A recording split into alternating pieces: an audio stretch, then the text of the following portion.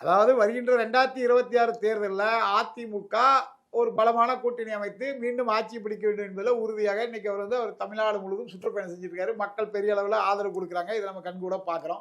அந்த வகையில் யாராக இருந்தாலும் வாங்க, உங்களுக்கு உரிய மரியாதையை கொடுப்போம் அப்படின்னு சொல்றது ஒரு அரசியல் கட்சி தலைவர் இயல்பாக கூப்பிடுறது. அவங்களுக்கு பிடிச்சிருந்தா போய்கிட வேண்டியதான், பிடிக்கலாம் விட்டுற வேண்டியதான். அது வஞ்சக வேலை அப்படி பிடிக்கிறது அவர் பேசுறது ஒரு அரசியல். இது கம்யூனிஸ்ட் கடுமையாக திமுகவை திட்டி விமர்சனம் பண்றாங்க. ஆனா அவங்க கூட்டணியில் தான் இருக்காங்க. விடுதலை சிறுத்தை மிக தெளிவாக சொல்கிறார்கள், திமுக 4 ஓட்டு விழுதுன்னா அதுல 1 ஓட்டு எங்களுக்கு. அப்போ எங்களுக்கு உரிய பங்கை நீங்க கொடுக்கணும் அப்படின்னு சொல்றாங்க. அப்படி பார்த்தா 59 தொகுதியே விடுதலை சிறுத்தைகளுக்கு கேட்கிறாரு. அவரு மறைமுகமா நேரடியாகவோ ஸ்டாலின் அவர்களுக்கு எச்சரிக்கையாவே சொல்றாரு. அந்த மாதிரி ஒவ்வொரு கட்சியும் அண்ணன் வைகோபால் சாமியாரோட எல்லா கட்சிக்காரங்களுமே அவங்களுக்கு உரிய பங்கை கேட்டு திமுகவே ஒரு கூட்டணி குழப்பத்தில் இருக்கு. 3 நாளைக்கு முன்னாடி கூட ஒரு செய்தி, கூட்டணியே இல்லாமல் தனித்து நம்ம போட்டியிடலாமா அப்படின்னு ஸ்டாலின் யோசிச்சுட்டு இருக்கிறதா தினமலர்ல ஒரு மிகப்பெரிய செய்தி வந்தது.